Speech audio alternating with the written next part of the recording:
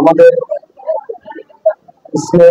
ছোট ভাই আরাফাত, যার সম্পর্কে দুটা কথা বলার জন্য তাকে আমি সাথে করে নিয়ে আসছি।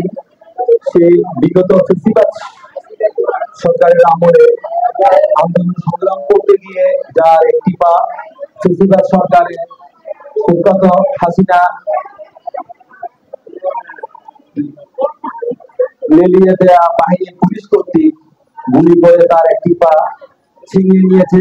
সে আমাদের স্নেহের সকলের প্রিয় আরাফাত, তাকে আমি একটু আপনাদের মাঝে পরিচয় করে দিতে চাই।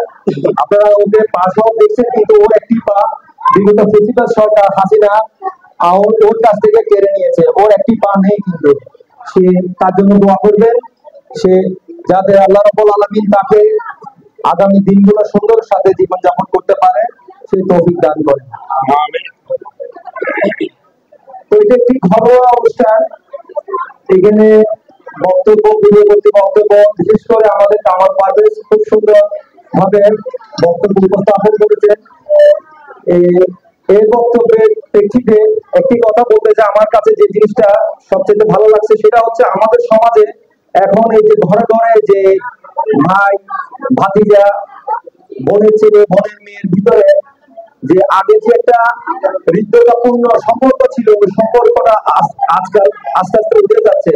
ওই সম্পর্কটা আমরা ফিরিয়ে আনার জন্য এই ধরনের অনুষ্ঠান আমাদেরকে বাড়াতে হবে।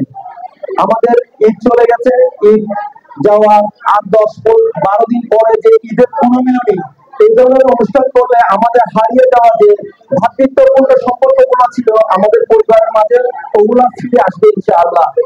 আর মামু ভাই আমাদের এখানে উপস্থাপন করেছেন যে জিনিসটা, আগামীতে যাতে আমরা এই অনুষ্ঠানটা আরো বড় পরিসরে করতে পারি।